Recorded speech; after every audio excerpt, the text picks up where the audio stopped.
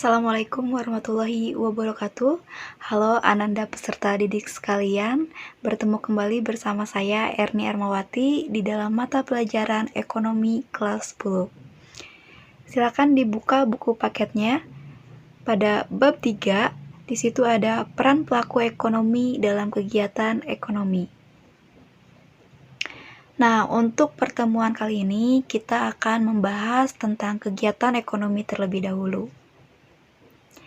Di dalam kegiatan ekonomi terbagi ke dalam 3 bagian. Yang pertama yaitu ada produksi, produsen sebagai pelakunya dan barangnya disebut dengan produk. Yang kedua yaitu ada distribusi dan pelakunya itu disebut dengan distributor. Dan yang terakhir, yang ketiga, di sini ada konsumsi dan pelakunya ini disebut dengan konsumen. Untuk yang pertama, di sini ada produksi yang sering diartikan sebagai tindakan menghasilkan barang-barang. Nah, selain menghasilkan barang-barang, merupakan kegiatan menciptakan atau menambah nilai guna suatu barang atau benda untuk memenuhi kebutuhan hidup manusia. Di sini bisa kita analisis sedikit mengenai gambar, di mana di sini terdapat beberapa karyawan pabrik yang sedang bekerja merakit sesuatu barang. Jelas, itu mencipta karena ada barangnya dan di sini gunanya untuk memenuhi kebutuhan masyarakat. Jadi, gambar ini termasuk ke dalam kegiatan produksi. Untuk gambar yang kedua, di sini terlihat seorang ibu parubaya sedang melakukan kegiatan memecah batu kali menjadi pecahan kecil. Nah, ini juga termasuk ke dalam kegiatan produksi. Jadi, produksi itu tidak hanya terbatas pada kegiatan yang berlangsung di dalam sebuah pabrik atau perusahaan.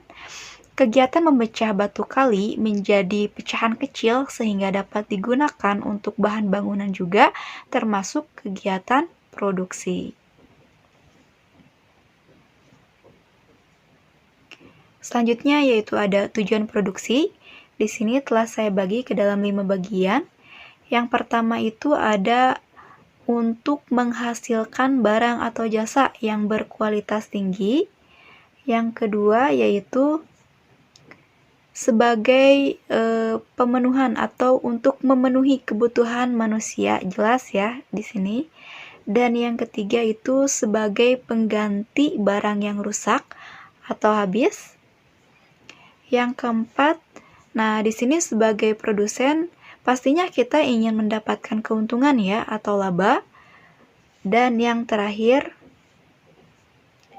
ingin meningkatkan atau untuk meningkatkan kemakmuran. Nah, di sini juga sangat jelas sekali tujuan produksi ini ya. Selanjutnya, kita masuk ke dalam faktor-faktor yang mempengaruhi produksi. Di sini terbagi ke dalam 4 bagian.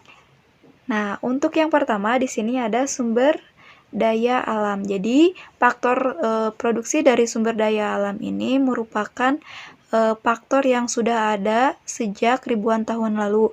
Oleh karena itu, faktor produksi ini disebut dengan faktor nyata. Contohnya seperti air, udara, hutan, sinar matahari, dan sebagainya.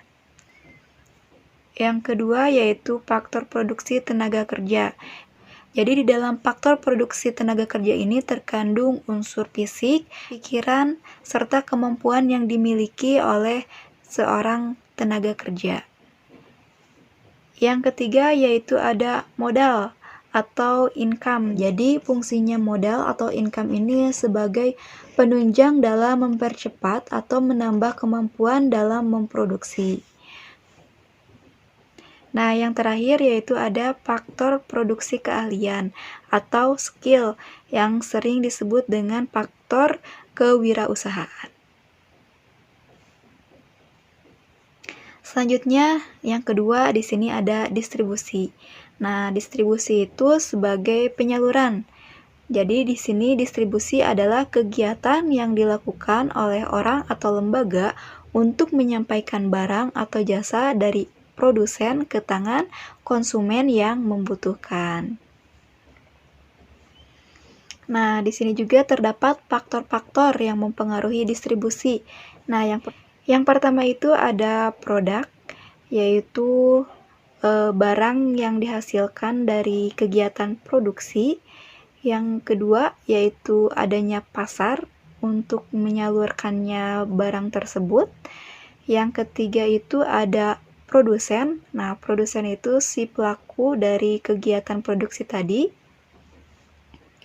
Orang yang menghasilkan barang atau orang yang menghasilkan produk tadi. Dan yang terakhir adalah perantara. Perantara bisa dikategorikan dengan distributor juga.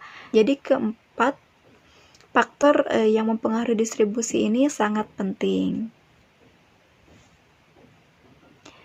Oke, lanjut. Yang ketiga yaitu ada konsumsi, di mana konsumsi ini ialah suatu kegiatan yang bertujuan mengurangi atau menghabiskan faedah suatu benda, barang atau jasa dalam rangka pemenuhan kebutuhan. Nah, dalam konsumsi juga terdapat faktor-faktor yang mempengaruhi. Nah, terbagi ke dalam dua bagian. Yang pertama ada faktor ekonomi, yang kedua ada faktor non-ekonomi. Nah, di dalam faktor ekonomi, yaitu pertama adanya pendapatan, kedua dibedakan juga dari harga, dan tingkat pendidikan. Sedangkan di dalam faktor non-ekonomi, yaitu jumlah keluarga, yang kedua tingkat pendidikan, yang ketiganya tempat tinggal, dan yang terakhir adat istiadat. Nah, dari kedua faktor tersebut, ini sangat mempengaruhi adanya konsumsi. Oke, sekian. Hanya itu yang dapat saya sampaikan pada materi pembelajaran hari ini. Semoga bermanfaat. Wassalamualaikum warahmatullahi wabarakatuh.